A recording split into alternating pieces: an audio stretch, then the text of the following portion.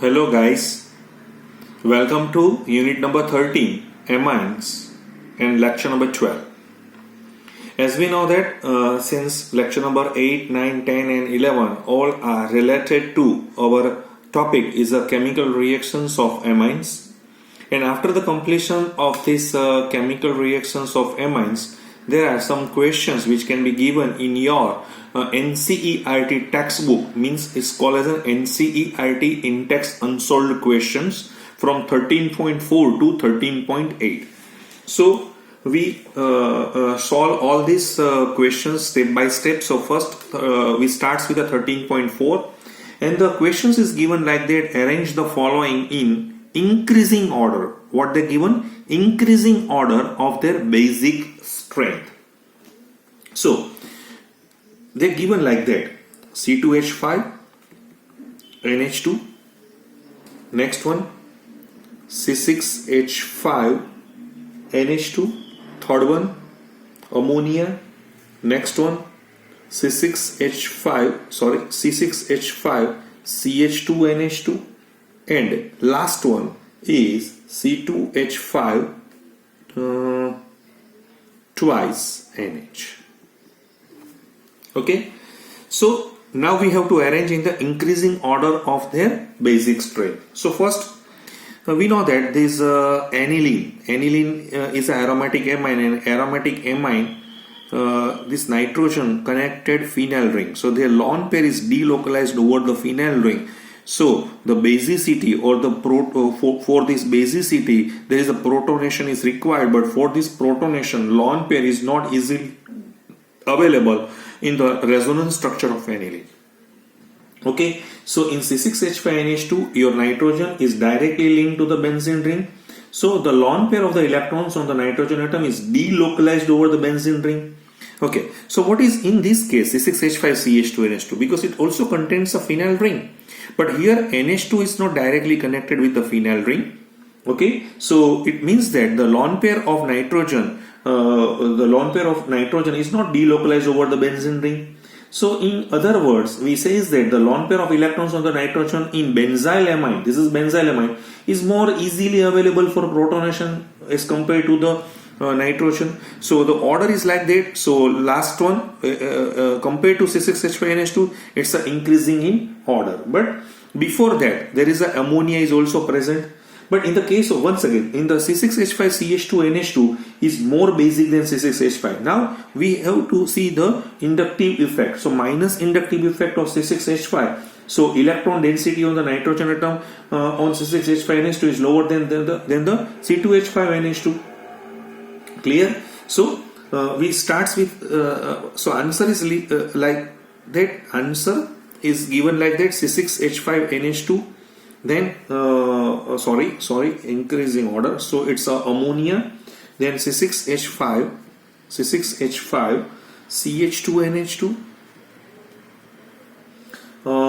then C2H5NH2, and last one is a C2H5 twice NH, because here two ethyl are present, both are positive inductive effect, so they donate the electrons towards to nitrogen, so the electron density on nitrogen is increased, so they easily give their lone pair to for the protonation. Okay, so this is the order, increasing order of the 13.41. Number two, the some more compounds like C2H5NH2, then C2H5 twice NH, then C2H5 thrice N, then C6H5NH2. So we know that the C2H5NH2, C2H5 twice, and C2H5 thrice, all these three amine, so the positive inductive effect of ethyl group increase the electron density on nitrogen atom. But in the case of aniline, we know that the electron density on the nitrogen atom is decreases due to the delocalization of the lone pair of the electron over the benzene ring. So it means that all the three ethylamines, means all the three these are more basic than aniline. So it means that we starts with C6H5NH2. Now our questions is based on the relative strength of this amine. So which is these all relative strength of the amines, which is depends upon the stabilizations of their conjugated base, right? What is the meaning of conjugated base? They formed as a result of accepting a proton from the water by a number of factors, like we studied in our earlier portions, hydrogen bonding and steric hindrance. But we know that in this case of alkyl group, positive inductive effect of alkyl group. So, but secondary is quite good, because in this case primary amine, they form a number of hydrogen bonds are greater as compared to the secondary, and secondary is compared to the tertiary. तो हम जो hydrogen bond की वजह से ही सोचेंगे तो ये पहले चला जाएगा, ये बाद में आएगा, ये बाद में आएगा। लेकिन हमें मालूम है जो C2H5 है ना, वो अल्काइल की साइज ज्यादा होने की वजह से वो हाइड्रोजन बॉन्ड पे स्टीयरिक हिंड्रेंस डाल रहा है। तो उसकी वजह से क्या होगा कि जो हमारा हाइड्रोजन बॉन्ड का जो पॉइंट है वो एजेंडा निकल जाएगा, यानी ओनली इंडक्टिव इफेक्टिव वर्क करेगी। तो ओनली इंडक्टिव इफेक्ट में तो ये आगे चला जाएगा और ये पीछे चला जाएगा। तो अभी पूरा जो स्केल है वो कुछ इस तरह से हम लिख सकेंगे कि जैसे C2H5NH2 आएगा, बाद में मुझे लेना पड़ेगा C2H5 थ्राइस N, और नेक्स्ट वन हमें मालूम है कि सेकेंडरी एमाइन है, जैसे मैं यहाँ पे लिख रहा हूं C2H5 ट्वाइस NH। तो ये स्केल हमने पूरी तरह से पढ़ा हुआ था, बिल्कुल यही, क्योंकि मिथाइल के सिवाय जैसे इथाइल है, प्रोपाइल है, तो कुछ इस तरह से हम यहाँ पे लिख सकते हैं। तीसरा हमें यहाँ पे बताया गया है वो है मिथाइल एमाइन। फिर मुझे यहाँ पे दिखाया गया है डाइमिथाइल एमाइन, फिर से मुझे यहाँ पे दिखाया गया है ट्राई मिथाइल एमाइन, फिर यहाँ पे है एनिलीन भी मुझे यहाँ पे मिला है, और C6H5CH2NH2 भी है। क्लियर? ये मिथाइल ग्रुप यहाँ पे लगाया हुआ है, समझ में आ गया? तो मैंने अभी आपको समझाया था कि भाई C6H5CH2NH2 तो C6H5NH2 से तो ज्यादा ही होगा। तो मैं यहाँ पे कुछ इस तरह से पहले तो मैं लिख लेता हूँ, C6H5NH2 is the last one as compared to C6H5CH2NH2, so there the basicity is quite good compared to the aniline। Okay, ये तो समझ में आ गया। अभी ये देखिए, ये तीनों लोग हैं, ये इसमें 3 अल्काइल ग्रुप है, इसमें 2 है, इसमें 1 है, यानी अल्काइल ग्रुप से सोचेंगे तो ये पहले आएगा, ये दूसरे है, और हाइड्रोजन बॉन्ड से सोचेंगे तो ये पहले, दूसरे और तीसरे। और इसमें अल्काइल ग्रुप का जो इफेक्ट है, इसमें मिथाइल ग्रुप बहुत छोटा होने की वजह से क्राउडिंग इफेक्ट नहीं हो रही है, यानी स्टेरिक हिंड्रेंस नहीं हो रही है, यानी hydrogen bond win win situation में चल रहा है, यानी यहाँ पे प्राइमरी एमाइन आगे चला जाएगा। समझ में आ रहा है? यानी टर्शरी पीछे चला गया है, क्योंकि इसमें हाइड्रोजन बॉन्ड कम है। फिर यहाँ पे आगे क्या चला गया है? मिथाइल एमाइन है, और सबसे आगे हमें मालूम है CH3 ट्वाइस NH। क्लियर? तो ये 13.4 का हमें यहाँ पे क्वेश्चंस यहाँ पे डाला गया था, बेसिसिटी का है, MCQ में भी ये पूछे जा रहे हैं। 13.5 में हमें ये पूछा गया है कि complete the following acid base reactions and name in the products. तो यहाँ पे देखिए 13.5 में जैसे मैं यहाँ पे आपको दिखाना चाहता हूं, मेरे पास है CH3 CH2 CH2 NH2। समझ में आ रहा है? उसको हम क्या बोलेंगे? नॉर्मल प्रोपाइल एमाइन है। उसका मुझे रिएक्शंस किसके साथ करवाना है? हाइड्रोक्लोरिक एसिड के साथ करवाना है। ये बेस है, ये एसिड है, ये अपना लॉन पेयर है, प्रोटोनेशन के लिए H प्लस को देंगे। So at that time your Cl is converted at here, so this bonded pair is converted to chlorine, so we get a salt, such a type of salt, CH3 CH2 CH2 and NH3 plus and Cl minus. So the name of this compound is normal propyl, then ammonium chloride, normal propyl ammonium chloride. Same ऐसा मेरे पास दूसरा जो question है वो कुछ इस तरह से यहाँ पे दिया गया है। C2H5 थ्राइस है, N है, इसके पास लॉन पेयर है, और उसका भी हाइड्रोक्लोरिक, क्योंकि ये बेस है, ये एसिड है, ये टर्शरी एमाइन है, और ये एसिड है, ये लॉन पेयर हमारा H प्लस प्रोटोनेशन के लिए दे देंगे, और H प्लस प्रोटोन से वो अपना ले लेंगे। तो यानी ये जो मुझे कंपाउंड यहाँ पे मिल रहा है वो है C2H5 थ्राइस है, यहाँ पे NHCl माइनस है। तो इसका मतलब ये हुआ कि इसका जो नाम है मुझे यहाँ पे लिखना पड़ेगा, उसका जो नेम है वो है ट्राई इथाइल है, अमोनियम क्लोराइड मिल जाएगा, ट्राई इथाइल अमोनियम क्लोराइड। समझ में आएगा? इसका जो नाम था मैंने अभी आपको लिखा नहीं था, फिर से ट्राई इथाइल एमाइन। तो ये थोड़ा एसिड बेस का जो रिएक्शंस था और उसका प्रोडक्ट का जो नाम हमें यहाँ पे दिखाना था, तो मैंने दिया है। 13.6 में क्या हुआ है कि right the reactions of the final alkylation products of aniline with excess of methyl iodide in presence of sodium carbonate solution. यानी हमें एनिलीन को मिथाइल आयोडाइड के साथ प्रोसेस बार बार कराना है, क्योंकि एक्सेस ऑफ मिथाइल आयोडाइड है और हमें क्वार्टरनरी तरफ चले जाना है। लेकिन ये किसकी प्रेजेंस में चल रहा है वो आपको देखना पड़ेगा कि सोडियम कार्बोनेट सॉल्यूशंस की प्रेजेंस में मुझे यहाँ पे दिखाना पड़ेगा। तो देखिए मैं क्या कर रहा हूं, मेरे पास एनिलीन है, एनिलीन में इसके पास लॉन पेयर है और उसका जो मैं रिएक्शंस मिथाइल आयोडाइड से करवाऊंगा तो ये लॉन पेयर पार्शियली कार्बन के साथ न्यूक्लियोफाइल की तरफ से जुड़ जाएगी। सो न्यूक्लियोफाइल सब्स्टिट्यूशंस होने की वजह से तो मुझे फर्स्ट ये कंपाउंड मिलेगा C6H5 NH2 plus, this is CH3 और बाहर आयोडीन माइनस, ये मुझे मिल जाएगा। लेकिन मुझे मालूम है कि ये जो कंपाउंड है जैसे वो Na2CO3 से काम करेगा, Na2CO3 से, तो वो कहाँ पे चला जाएगा, तो वो है वो कुछ इस तरह से वो NaCH3 में चला जाएगा, प्लस कार्बन डाइऑक्साइड रिलीज हो जाएगा और सोडियम आयोडाइड भी रिलीज हो जाएगा। समझ में आ रहा है? ये 2 मोल मैंने अभी यहाँ पे लिया हुआ है। तो ये जो मुझे कंपाउंड यहाँ पे मिल गया है वो उसको हम क्या बोलेंगे, एन मिथाइल एनिलीन बोलेंगे। ये एन मिथाइल एनिलीन में अभी हम ज्यादा मिथाइल आयोडाइड डालेंगे तो क्या हो जाएगा, C6H5N, यहाँ पे CH3 ट्वाइस हो जाएगा, यानी मुझे मिलेगा NN डाइमिथाइल एनिलीन मिलेगा। फिर से मैं ज्यादा मिथाइल आयोडाइड यहाँ पे अभी भी ऐड कर रहा हूं तो मुझे क्या मिलेगा, C6H5 तो है, N यहाँ पे प्लस पे चला गया है, CH3 थ्राइस और आयोडीन माइनस में चला गया है। यानी इसका मतलब ये हुआ कि जो मुझे कंपाउंड यहाँ पे मिल रहा है उसको हम बोलेंगे N, this is tri methyl, ये ट्राई मिथाइल एनिलीनियम आयोडाइड मुझे यहाँ पे मिला है।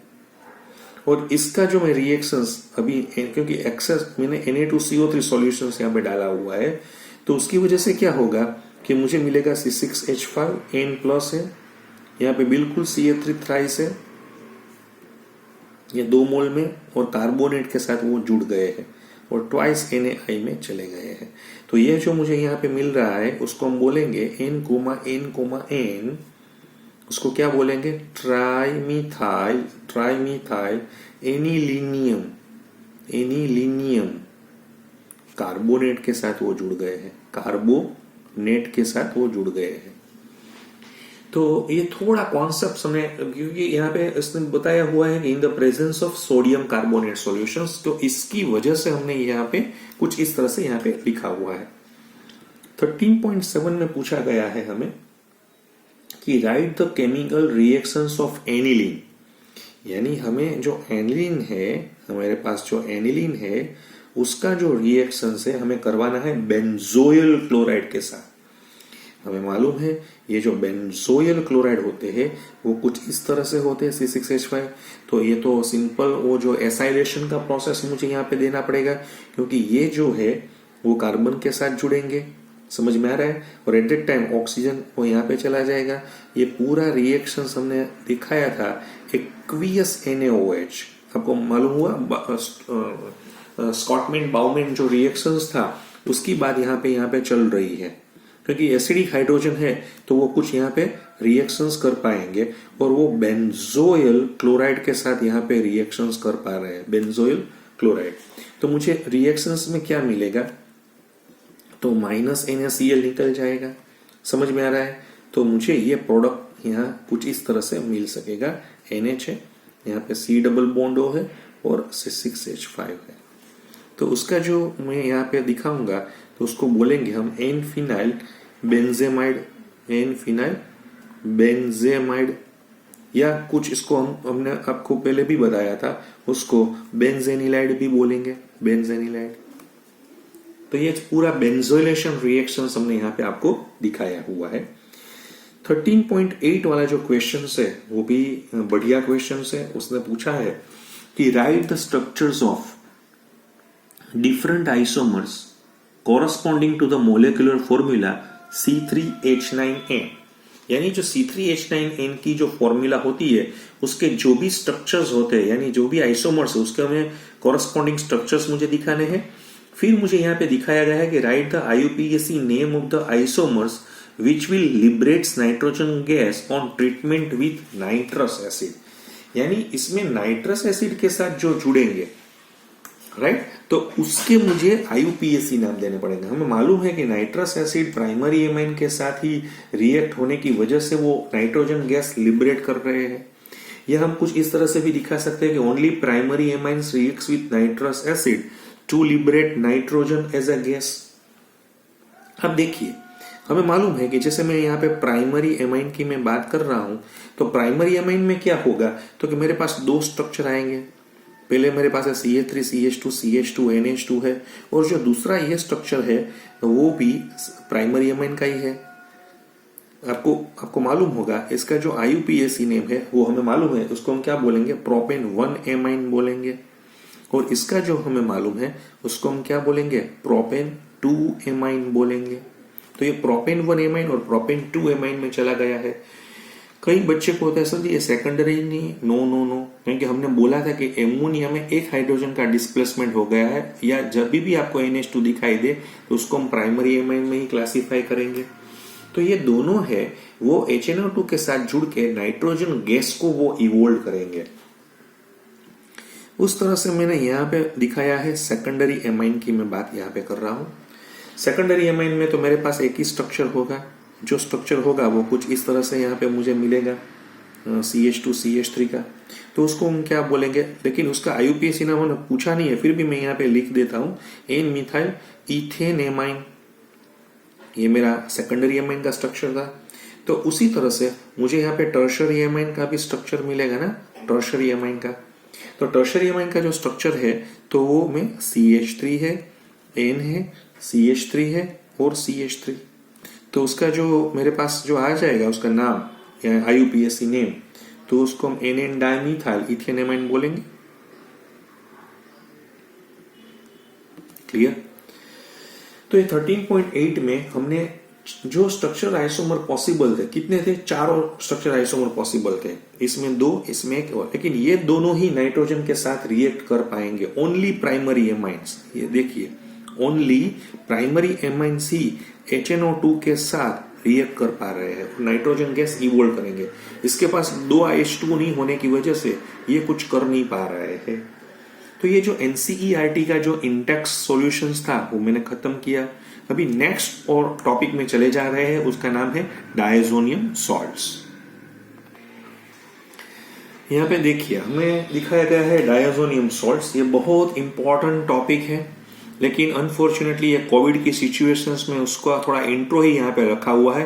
मैं आपको बताऊंगा, लेकिन मैं तो पूरा टॉपिक आपको यहाँ पे पढ़ाऊंगा डायजोनियम सॉल्ट्स। लेकिन जो बोर्ड के बच्चे हैं जो 2021 में अपनी बोर्ड की एग्जाम्स, जो गुजरात बोर्ड की एग्जाम्स अपनी दे पा रहे हैं, तो उसमें ये पॉइंट्स कितने तक है वो मैं अभी आपको दिखा दूंगा। पहले हम थोड़ा इसका इंट्रोडक्शन यहाँ पे दिखाना चाहते हैं। देखिए 2 तरह के डायजोनियम सॉल्ट्स होते हैं। एक डायजोनियम सॉल्ट्स क्या होता है, अल्केन डायजोनियम सॉल्ट्स होते हैं, और दूसरे क्या होते हैं, एरिन डायजोनियम सॉल्ट्स होते हैं। समझ में आ रहा है? मैं अभी आपके साथ यहाँ पे जो बात करना चाहता हूं वो है एरिन डायजोनियम सॉल्ट्स की मैं बात कर रहा हूं। ये जो एरिन डायजोनियम सॉल्ट्स है विच इज वेयर डिस्कवर्ड, वो पहले किसने ढूंढा था, राइट? तो which is discovered by a scientist name is called as John Peter Gries। वो नियर अबाउट 1858 में उसने ये सॉल्ट डिस्कवर किया था। उसकी जो जनरल फॉर्मूला होती है ना वो कुछ इस तरह से लिखी जाती है RN2 प्लस NX माइनस, जिसमें जो AR है वो तो हमें मालूम है, उसको हम क्या बोलेंगे, एराइल ग्रुप बोलेंगे। लेकिन जो यहाँ पे X माइनस है, जो एनाइन होते हैं, क्योंकि ज्यादा लोग को इसको हैलाइड की तरह से ट्रीटमेंट करते हैं, डेफिनेटली ये Cl हो सकता है, Br भी हो सकता है, लेकिन ये नाइट्रेट भी हो सकता है, बाइसल्फेट भी हो सकता है, ये BF4 माइनस भी हो सकता है, एक्सेट्रा एक्सेट्रा। जो भी एनाइन हो, जो भी एनाइन हो, वो यहाँ पे हो सकता है, राइट। अभी ये होगा कि इसका जो IUPAC नॉमिन या इसका मुझे नाम लिखना हो तो किस तरह से लिखूंगा। तो देखिए, मैं आपको यहाँ पे एक एग्जांपल दिखाना चाहता हूँ। मैं आपको यहाँ पे दिखाना चाहता हूँ N ट्रिपल बॉन्ड NCl। तो आपको क्या करना पड़ेगा, डायजोनियम सोल्ट्स का जो नोमेनक्लेचर है, तो आपको जो जो रिंग है, जो यहाँ पे जो पेरेंट ग्रुप है, उसका नाम आपको लिखना पड़ेगा। जैसे इसका नाम है क्या है, बेंजीन। फिर उसका सफिक्स क्या है, तो सफिक्स इसका है डायजोनियम। और नेक्स्ट लास्ट में हमें क्या करेंगे कि जो एरोमेटिक हाइड्रोकार्बन का नाम, फिर उसमें डायजोनियम का नाम, और फिर बाद में लास्ट में एनाइन का नाम जो भी होता है, तो वो यहाँ पे हम लिखेंगे। तो ये बेंजीन डायजोनियम क्लोराइड है। मैं आपको यहाँ पे दूसरा भी एक एग्जांपल दिखाना चाहता हूँ। अब देखिए, यहाँ पे मैंने लिखा हुआ है N ट्रिपल बॉन्ड NHSO4। हमें मालूम है यह माइनस है, यह प्लस है, और यहाँ पे मैं कुछ इस तरह से लिखता हूँ। तो हमें मालूम है ना, इसको टोल्यूइन बोलेंगे, और वो पैरा पोजीशन पे है, तो पैरा टोल्यूइन हो जाएगा। फिर क्या होगा, डायजोनियम तो है ही। फिर नेगेटिव आयन कौन है, तो कि उसको हम बोलेंगे हाइड्रोजन सल्फेट, हाइड्रोजन सल्फेट। तो ये उसका जो नोमेनक्लेचर है वो इस तरह से लिखेंगे। तीसरा भी मैं आपको यहाँ पे दिखाना चाहता हूं। देखिए आप, यहाँ पे है N triple bond N, then BF4 minus है, ये प्लस है, और यहाँ पे मैंने नाइट्रो डाला हुआ है, नाइट्रो। तो हमें मालूम है इसको पैरा नाइट्रोबेंजीन बोलेंगे। तो this is para nitro benzene. चलो, ये तो हो गया। फिर क्या है, तो फिर तो सर जी डायजोनियम ही है। लास्ट में जो आपको दिखाई दे रहा है उसको हम बोलेंगे फ्लोरोबोरेट, फ्लोरोबोरेट। समझ में आ गया, क्लियर। तो कुछ इस तरह से, जैसे मैंने यहाँ एक में Cl भी लिया हुआ है, एक में नाइट्रेट भी मैं कुछ इस तरह से ले सकता हूं। यहाँ पे Br डाल दो तो Br हो जाएगा, समझ में आया। अगर नाइट्रेट होगा तो यहाँ पे नाइट्रेट लगेगा। तो ये जो हम यहाँ पे दिखा रहे हैं, फिर से मैं आपको दिखाना चाहता हूँ। यहाँ पे जो N2+ आपको दिखाई दे रहा है, N2+ का मतलब क्या हो गया, N ट्रिपल बॉन्ड N, इसको हम N2+ बोलेंगे। उसका नाम ही क्या है, तो वही डायजो ग्रुप है। वही क्या है मेरा, डायजो ग्रुप यहाँ पे मैंने दिखाया हुआ है। समझ में आ गया, क्लियर हो गया। अभी मैं थोड़ी उसकी स्टेबिलिटी की बात करना चाहता हूं। क्या बात करना चाहता हूं, स्टेबिलिटी की बात यहां पे हो रही है।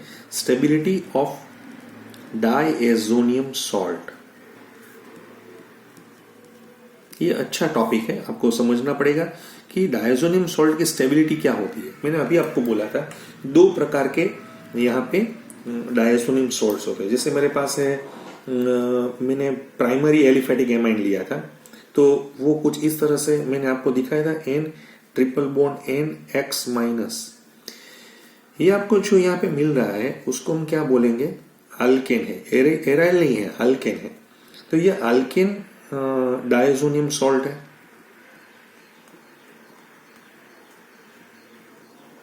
लेकिन ये जो अल्केन डायजोनियम सॉल्ट्स होते हैं ना, वो मेरी लैंग्वेज में उसको हम हाईली अनस्टेबल बोलेंगे, क्योंकि ये स्टेबल ही नहीं हो पा रहा है। क्यों स्टेबल नहीं हो पा रहा है, तो इसका रीजन ये है कि they rapidly decompose even at low temperature.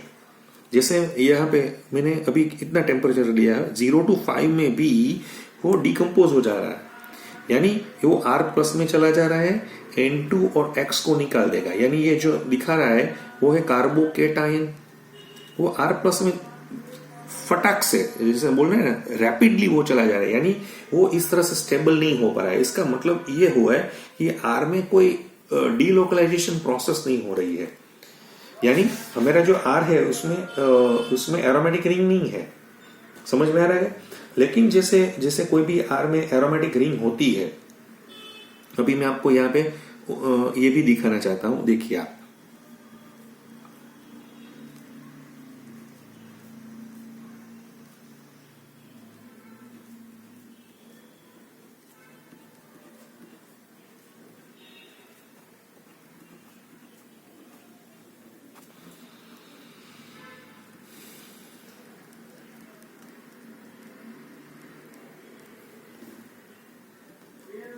ये जो स्ट्रक्चर था हमारा एरोमेटिक का, तो हमें मालूम है यहाँ से पाई बॉन्ड है वो यहाँ पे शिफ्टिंग हो जाएंगे। तो at that time your pi electron shifted to nitrogen. तो अभी हमें जो सिनेरियो दिखेगा वो कुछ इस तरह से दिखेगा ना, ये डबल बॉन्ड है ऊपर, यहाँ पे तो एन है, यहाँ पे डबल बॉन्ड एन चला गया है, ये हमारा एन अभी प्लस हो गया है, और ये जो देख रहे हैं वो माइनस है। नीचे का जो सिनेरियो हमें यहाँ पे दिख रहा है वो कुछ इस तरह से होगा और यहाँ पे प्लस हो जाएगा, राइट। फिर से हम देखेंगे तो अभी क्या होगा, पाई यहाँ पे शिफ्ट हो जाएगा। तो यहाँ पे शिफ्ट होने की वजह से ये प्लस यहाँ पे आ गया है। बाकी ऊपर तो जो भी था वही सिचुएशन हमें दिखाई दे रही है, प्लस थे, सॉरी माइनस। यहाँ पे भी फिर से मैं यहाँ पे इस तरह से ही लिख देता हूँ, एन डबल बॉन्ड एन है, यहाँ पे भी डबल बॉन्ड है, यहाँ भी प्लस है, और ये जो हमें दिखाई दे रहा है वो माइनस है। अभी जो नेक्स्ट सिचुएशंस मुझे यहाँ पे दिखाई दे रही है तो क्या होगा, पाई यहाँ पे शिफ्ट हो जाएगा, तो इसकी वजह से प्लस यहाँ पे चला जाएगा। क्लियर। अभी नेक्स्ट क्या होगा, ये जो मेरा जो था वो यहाँ पे आया जाएगा, और ये जो पाई बॉन्ड है वो यहाँ पे शिफ्ट हो जाएगा। समझ में आ रहा है। तो उसकी वजह से मुझे ये जो स्ट्रक्चर, रेजोनेटिंग स्ट्रक्चर यहाँ पे कुछ मिल रहे हैं वो कुछ इस तरह से है, एन एन, यहाँ पे लॉन पेयर है और यहाँ पे भी प्लस चार्ज है। तो ये जो आपको रेजोनेटिंग स्ट्रक्चर्स यहाँ पे दिख रहे हैं आपको 5, 1 2 3 4 5, राइट, उसमें क्या हुआ कि डीलोकलाइजेशन अच्छी तरह से हो रहा है। So in primary aromatic amines, so likewise in the case of arene diazonium salts which are stable for a short time, यहाँ पे लो टेम्परेचर पे ही शॉर्ट टाइम वो हो रहे हैं, क्योंकि एरोमेटिक डायजोनियम सॉल्ट्स है ना विच is much more stable then the aliphatic diazonium salts. क्यों हो रहा है, क्योंकि यहाँ पे क्या है, इसकी स्टेबिलिटी क्यों है, The stability of these arene diazonium salts is due to the dispersal. यहाँ पे जो पॉजिटिव चार्ज है वो पूरी तरह से पूरी रिंग में चल रहा है। So it's a dispersal of the positive charge over the benzene ring. समझ में आ रहा है, पूरा यहाँ पे पूरी तरह से वो यहाँ पे डिस्पर्स हो रहा है। उसकी जिसे ऑल्टरनेटिवली मैंने यहाँ पे आपको दिखाया था, the instability of alkane diazonium salts, तो इसकी क्यों हो रही है, तो कि उसकी टेंडेंसी इस तरह से हो रही है कि there tendency to eliminate an exceptionally stable molecule of nitrogen to form a carbocation, तो उसको यहाँ पे स्टेबिलिटी ज्यादा मिल रही है इसलिए। दूसरा आप देखिए, यहाँ पे मैं R प्लस कर देता हूँ, यहाँ पे मैं फिनाइल कर देता हूँ, तो ये कार्बोकेटायन की स्टेबिलिटी ज्यादा है इससे हो जाए। इसका मतलब ये हुआ कि यहाँ पे से टूटना नहीं चाहता है, और एरिन की वजह से, इसके जो एरोमेटाइजेशन होने की वजह से उसकी स्टेबिलिटी है वो ज्यादा दिख रही है। समझ में आ रहा है, क्योंकि जो फिनाइल का कार्बोकेटाइन बनेगा which is much stable than alkyl carbo, तो इसकी वजह से ये टूट के यहाँ पे चला जा रहा है, उसको टूटने की वजह यहाँ पे दिखाई नहीं दे रही है। So aromatic diazonium salts have much lower tendency to eliminate nitrogen than aliphatic diazonium salts. दूसरी भाषा में हम इस तरह से भी दिखा सकते हैं कि aromatic diazonium salts are much more stable than aliphatic diazonium salts. तो ये कुछ इस तरह से हम यहाँ पे दिखा सकते हैं। तो यहाँ पे जो बोर्ड के बच्चे थे, जो भी बोर्ड पढ़ाई कर रहे हैं, वो बच्चे का यहाँ पे जो टॉपिक है वो यहाँ पे खत्म हो गया है, यहाँ उसका सिलेबस ही खत्म हो गया है ये एमाइंस का। अभी जो मैं आगे बात करना चाहता हूँ वो है प्रिपरेशंस ऑफ डायजोनियम सॉल्ट्स की, मैं यहाँ पे बात कर रहा हूँ। मैं फिर से आपको बता रहा हूँ कि 13.7 से ऑनवर्ड्स ये लेसन अभी 2021 के बोर्ड के एग्जामिनेशंस में नहीं है, फिर भी ये इंपॉर्टेंट पॉइंट है जो एनटीए की प्रिपरेशंस कर रहा है। तो फॉर एनटीए स्टूडेंट्स को तो इसको ये देखना पड़ेगा, method of preparations of diazonium salts हमने आगे भी दिखाया हुआ था कि किस तरह से बन रहा है। तो मैं आपको एनिलीन की ही बात कर रहा हूँ। जैसे मेरे पास यहाँ पे एनिलीन है, तो एनिलीन की मैंने प्रोसेस किसके साथ करवाई है, सोडियम नाइट्राइड के साथ। फिर हाइड्रोक्लोरिक एसिड भी मैंने यहाँ पे डाला हुआ है। 0 to 5 डिग्री सेंटीग्रेड में उसका रिएक्शंस होने की वजह से मुझे मालूम है कि यहाँ पे मुझे मिल जाएगा N triple bond NCl, right, ये बेंजीन डायजोनियम क्लोराइड प्लस यहाँ पे NaCl और 2 वाटर के मोलेक्यूल निकल जाएंगे।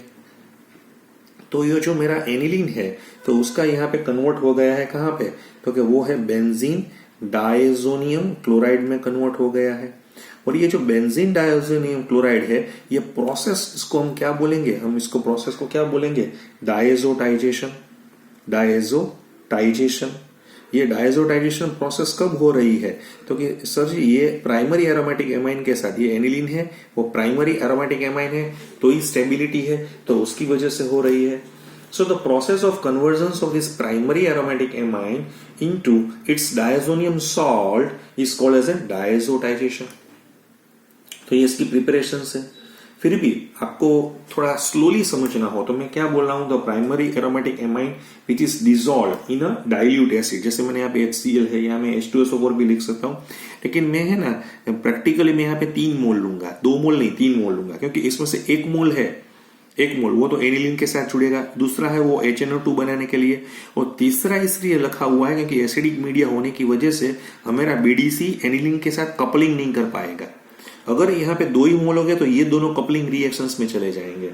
तो उसकी वजह से मैंने यहाँ पे थोड़ा HCl क्या हुआ है, ज्यादा डाला हुआ है.